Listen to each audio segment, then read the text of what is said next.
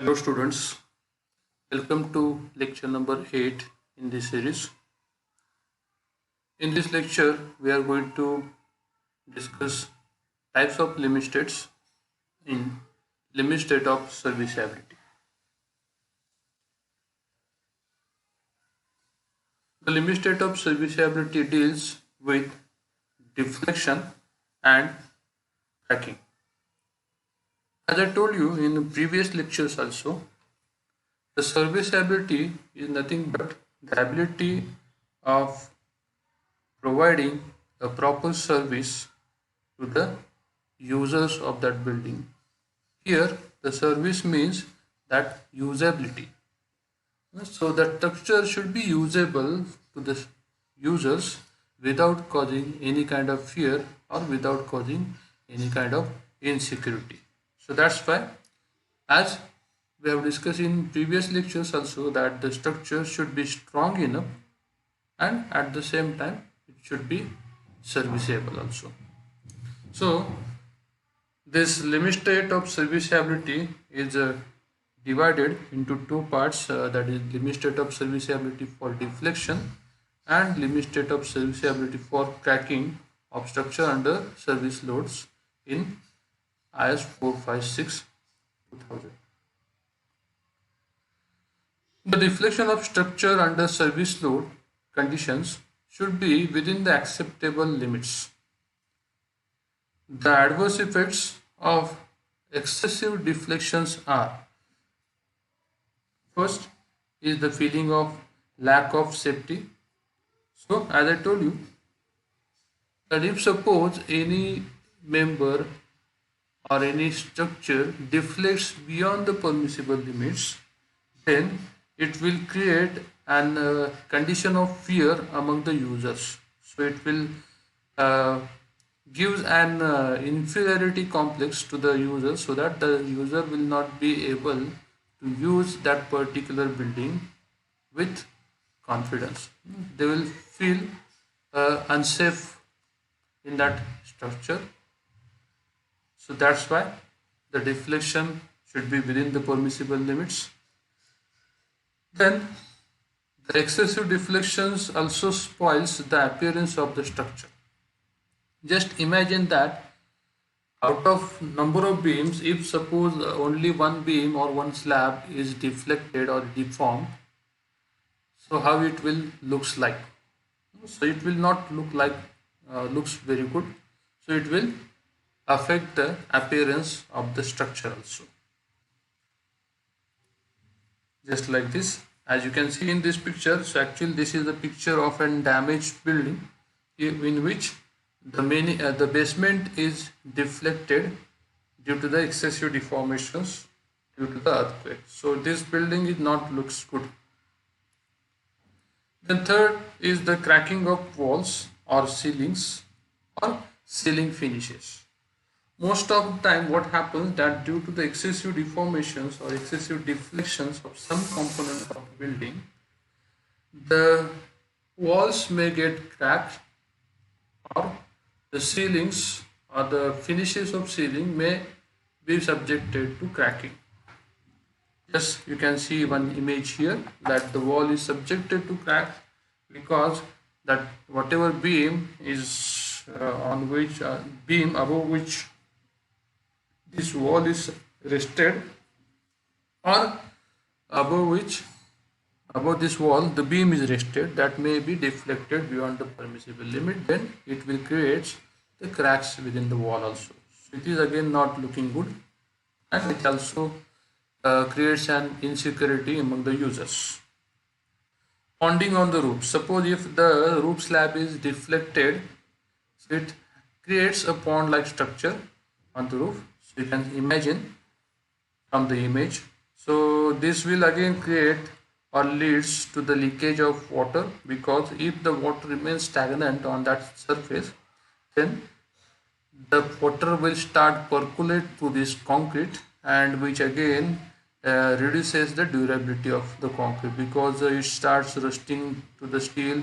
Again the deterioration of concrete will take place and it reduces the overall life of the structure. and again it will start seeping. That seepage of water will start in the lower part of that slab.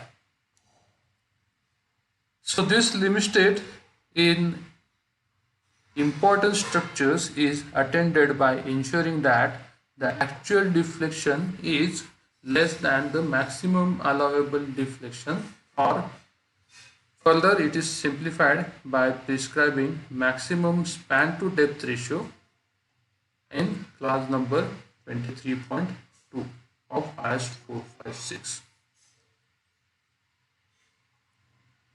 So here you can see this is the image of an one page number 37 of IS 456. So here you can see that clause number 23.2 gives the control for deflection, and in that clause number 23.2 the specifications have been given for the deflections, permissible limiting conditions for the deflection. So let us discuss these deflections conditions.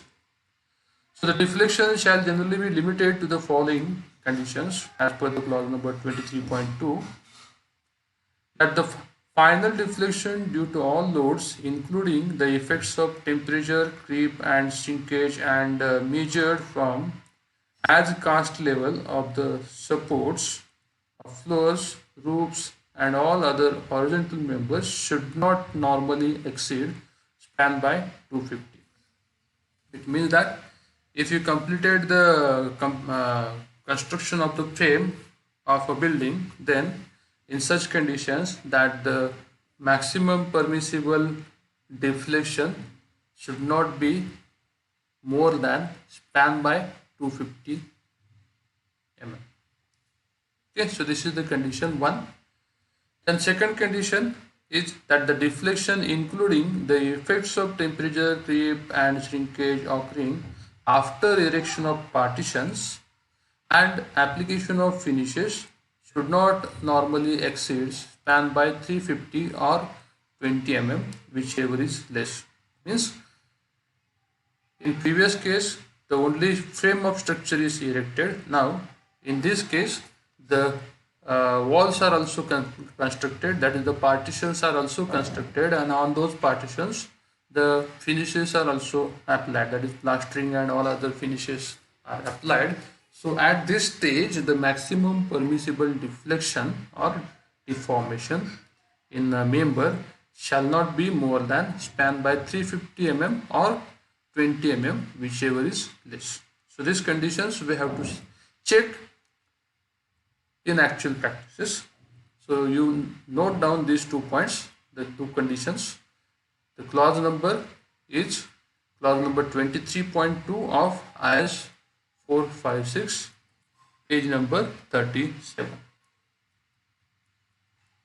We'll move towards the next point. So as per the clause number 23.2.1, which is a sub clause of that same clause, here it will provides the limits for the span to effective depth ratios. So the vertical deflection limits may generally be assumed to be satisfied provided that span to depth ratios are not greater than the values obtained as below. So these values we have to use whenever we are going to decide the dimensions of the sections during the design process. So a basic value of span to effective depth ratio for spans up to 10 meter, means if the span is less than or equals to 10 meter, in that case for a cantilever member the span to effective depth ratio should be equals to 7. For simply supported it is equals to 20, and for continuous beams or continuous member it should be equals to 26. So span to effective depth ratio is nothing but span. Span is the whatever span that we are going to consider. Span to effective depth ratio, normally this effective depth we are considering or we are taking as small d. So these ratios can be considered for the different conditions of supports. For cantilever it should be equals to 7, for simply supported it should be equals to 20, and for continuous it is 26. So here one thing that you have to again consider, that what is the meaning of effective depth. So effective depth is nothing but, if we consider a rectangular beam, so the top fiber to the bottommost fiber distance is called as the overall depth, which is normally represented by small d. And as we know that to provide the artwork, to resist the tensile stresses, we are providing the reinforcement in the form of bars. So the distance from the top fiber to the centroid of the reinforcement, what we have provided, that distance is called as a effective depth, which is represented by small d. Okay, so this effective depth can be calculated by using this relation, that if you know the span by d ratio, suppose if you want to calculate the effective depth for a continuous beam, then you can take that this relation, that the span by d ratio for continuous beam is 26. So therefore the depth will be equals to, effective depth equals to span by 26. So likewise you will be able to determine the effective depth. So in this way we can consider this limit state of serviceability for the deflections. Then again, as mentioned in the subclause B, that for spans above 10 meter, the previous values are applicable for spans up to 10 meter, and suppose if the span is more than 10 meter, in that case that values what we have used in A, that may be multiplied by 10 upon span in meters, except for cantilever, in which case deflection calculation should be made. That actual deflection you have to calculate by using the analytical methods. But for the continuous beams and for simply supported beams, that you may be able to use the values what we have used in previous case, that is case number A. Just you have to multiply the factor 20 and 26 by 10 by span in meters. Then again one more subcondition is there, that depending on the area and the stress of steel for tension reinforcement, the values in A or B shall be modified by multiplying with the modification factor of 10 as per figure number 4. So let us see that what is the figure number 4. So figure number 4 is provided in IS 456 2000. So here you can see that they have provided one curve or the one graph against percentage of tension reinforcement along x-axis and modification factor on the y-axis, and they have given different curves for the values of Fs. Fs can be calculated by using this relation. Here one formula is provided, Fs is equals to 0.58 into Fy, where Fy is the characteristic strength of steel. And now what is characteristic strength of steel, that we'll discuss in upcoming lectures. So if we know the grade of steel, then you can calculate the Fs, and for the different values of Fs they have provided different curves, and by knowing the percentage of tensile steel or tension steel that we have provided, and by knowing the value of Fs, we'll be able to get the appropriate value of modification factor. So that modification factor we have to use to get the effective depths.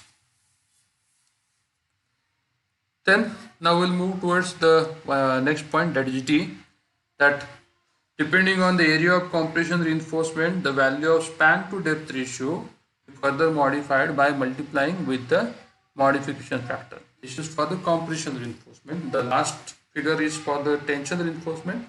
In the same way, we can use or we can find out the modification factor for the compression steel also.